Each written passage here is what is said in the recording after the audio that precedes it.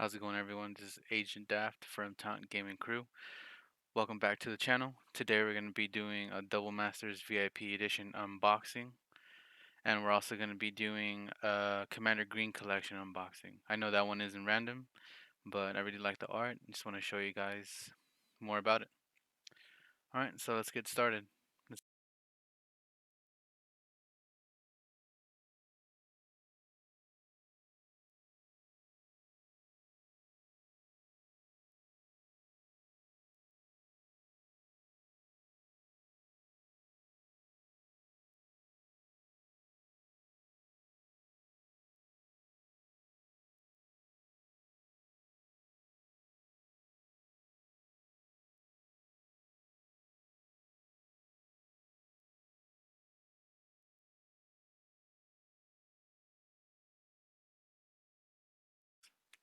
Lightning Greaves full art. Ooh, that looks nice. Okay, I really like this one. These greaves look pretty sick. Let's see if I can get a clearer picture on this thing. Yeah, look at that. It has little dimples on it and everything. Yeah, it's pretty nice. Wish the coloring was a little better here, but this camera will have to do, and hopefully we get some upgrades. But you can see it has little etch marks on the bottom. The heels look pretty nice. The foil is kind of nice. It doesn't really pop though, like I want it to pop. I would like the gold plating to be a little bit more standoffish, but what are you gonna do? Card is what it is. Lightning Greaves though, that's a hitter. We all know that it's a really good card. Equipped creature has haste and shroud. That's already good. Equipped creature has equipped for 0 flavor text. After lightning strikes the cliff, the after lightning strikes the cliff, the ore became iron, the iron became steel, and the steel became Greaves. The lightning never left. Huh. That's a pretty cool story actually. I like that. Sneak attack. I know this card's really good. It has different art though. This is full art right here. This is pretty crazy. Uh, my voice is monotone, but I'm excited as can be honestly, cause I have 3 decks and I just built my wife one. So sneak attack is definitely gonna be either in my deck or hers. Mine's a Garrett Populate, which is a Naya color, and hers is Gruul, which is red and green. And she runs Elena and Helena. So big creatures for her are really really good. I know this card's going to be good in either deck, but I think it's going to favor hers a little bit more. So this one says, you may put a creature card from your hand onto the battlefield. That creature gains haste. Sacrifice the creature at the beginning of the next step. Okay. So I run this one. I also run Birthing Pod. And uh, Elena is able to tap and then create X amount of red mana per creature's power. So if I pay 1 red and then I get Elena to tap, and then sacrifice it prior to this sacrifice happening, I could just get another creature for free. That's insane. That's really awesome.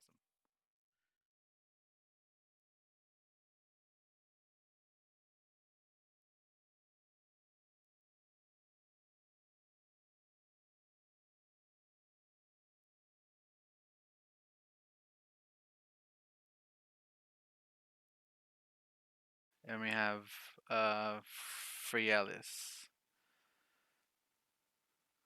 Lenoir's Fury.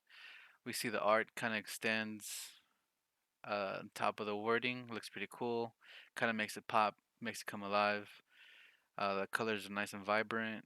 We have some of the spell kind of leaking over here as well, looking towards the bottom.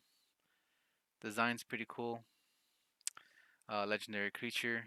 She could be your commander, so that's pretty sick.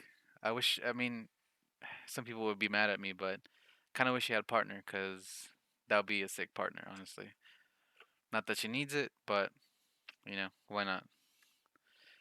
Almanath, Locus of Mana. People say he's really overpowered. Um, I don't know. I mean, I don't play in that play group right now where like I feel like this card's gonna be really overpowered or you're gonna do something crazy. But I could definitely see it having a lot of potential. So it reads: You don't lose unspent green mana as steps and phases end. Almanath, Locus of Mana, gets +1/+1 for each unspent green mana you have. The flavor text says: From the royal emerged a ravenous primordial being of pure mana. I don't know what the royal is, but I'm sure it's important. I mean, not losing mana, so I guess if you're ramping and using a bunch of enchantments that double your mana or things like that, then that's pretty good to have. But um, I mean, I'm not really sure what to do with this guy. If you guys have any ideas how to use the Almanath, Locus of Mana, let me know. It's definitely not a card I plan on using, so maybe we could do a giveaway pretty soon, get some subscribers going on, and then we'll be sending that out. This is a community channel that me and my friends um, are doing together. It's a project, so we're gonna have different content. So if you guys are interested in different things, then by all means. All right, then we got Bane of Progress here. Uh, has a bit of a different art.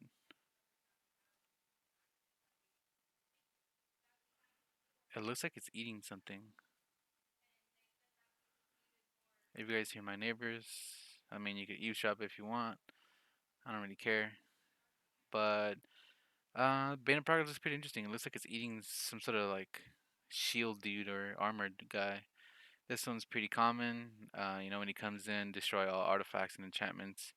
Put a +1/+1 on Bane of Progress for each permanent destroyed this way. It says Urza's forces tore across Argoth, and Argoth responded in kind. So whoever Argoth is, um, yeah, they responded pretty aggressively. So seems pretty cool. My friends seem to hate this card, but I added on the deck just to make them a little saltier. Seaborn Muse, really like this card. It's kind of like a plant in like a really yogi position. It looks to be, I mean, some say plants are feminine because, well, I mean, there's masculine and feminine plants for sure, but this one looks maybe on just because physical traits for a human, we say this is feminine, but I mean, in all honesty, it could be anything. I don't know too much about the card based on its lore. But I really like this one though. It says untap all permanents you control during each other player's untap step. So if you're playing an aggressive attack deck, this is definitely the card for you. The CMC is early enough. It's 3 and 2 green green. So that means you could typically pump it out in turn 3, maybe turn 4. If you play an aggressive deck, this will be the card because you could always have your creatures on tap. Also, if you're playing like elf decks that you need to tap them for mana, or mana dorks, this would be the card because they'll let you untap. And every single untap step, you can play additional cards based on that. So I really like that card. It's really worth it. And here's a money card, the Sylvan Library. This is gonna go in my Rayhan deck. Rayhan, I actually have her with Ikra Shidiki, which is every time I attack, my creatures, well, whenever I do combat damage, I get health equal to my creature's toughness, or that creature's toughness. So this one's gonna be at the beginning of your draw step. You may draw 2 additional cards. If you do, choose 2 cards in your hand drawn this turn. For each of those cards drawn, pay 4 life, or put the card on top of your library. So it really lets you fix your deck. Plus, you get to draw additional cards if you have the life for it. And life is a resource as we know it. And if I'm gonna be getting a lot of life because I keep attacking, then it really makes sense in this deck. I wish you could see some of the colors. It's a little hard to see, but I mean it pops nicely. If it was foil, I could see those little flecks just really stand out. Unfortunately, it's not. But some of these foils also have issues. A lot of people say, or it's been shown that a lot of these foils start like bowing on the sides, and they start kind of like getting a U shape like that, which is really unfortunate. Wizards of the Coast try to fix it, but nothing so far. Worldly Tutor, really awesome card. Love the art. Some dude here looking pretty badass. I don't know his name. If you guys know his name, let me know. It might say in the bottom. I think it does. So Worldly Tutor, 1 green. I mean, it's just cool overall, honestly. Like it has a beast here, another beast on top, this beast here, and this guy is just kind of playing this harp and like summoning them or luring them to him. I think so. Like I would love to see like some musicality to some of these cards or like some to the lore. A lot, oftentimes, like we only have very small snippets of cinematics and Magic. I haven't seen a lot of like live stuff, like any animations and things like that. I hope in the future maybe they could do something similar to that or in that that realm. So this card really says search your library for a creature card and reveal that card. Shuffle your library, then put the card on top of it. So tutor put it on top. It's not the greatest because like we have other tutors that give you straight to your hand, but I mean top of the library is just as good. And this flavor text says a single chord brings them to heal, a whole song and a dance. Yisan, the wandering bard. So that'd be cool. That'd be really interesting to see some music coming from some of these cards, or like just kind of picturing how it sounds. I could imagine some people really having fun with that. Soul Ring. So this Soul Ring is the cover art for the box. It looks really amazing. I actually ran out of Soul Rings because I was making a couple of decks, and some of my friends were making decks, so I ended up handing some of those over. And they're not too expensive, but having a Soul Ring that's really unique like this, having some of this kind of special art, it's kind of really amazing, honestly. It gives like a whole new layer to Soul Ring because of the typical art we see. Soul Ring is by itself. It's like a blue background. I don't really know what's going on with it. I just know it gives me two mana. But in this instance, like it gives me context. It tells me that like it's outside in the field. It's producing power. Like there's wind. There's movement around it. Something shifting. It's kind of like producing power here. Like I could see it kind of spinning or either like clockwise or like a coin would. Just I don't know, just really interesting. Kind of intrigues the eye. Like it just really captures my attention, really, which is pretty cool. And last but not least, we have Command Tower. Everyone knows what Command Tower does. It gives you one mana of any of your commander's identity, which is really cool. This one looks kind of like a Castle of Sauron, but green. Looks like a big eye spying on you. I'm not really sure what's going on. The image is a little dark, but I mean, it's cool. Like it's misty. It's got a lot of this green coming on.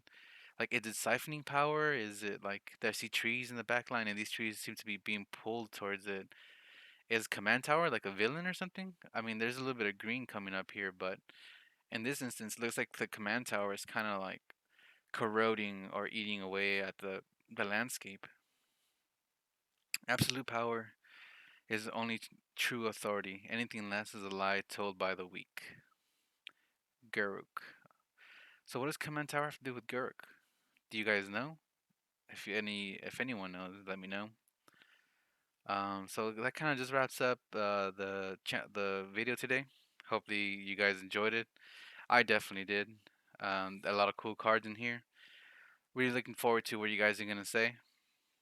Besides that, um, please subscribe, hit that bell, and I'll see you guys later. Peace.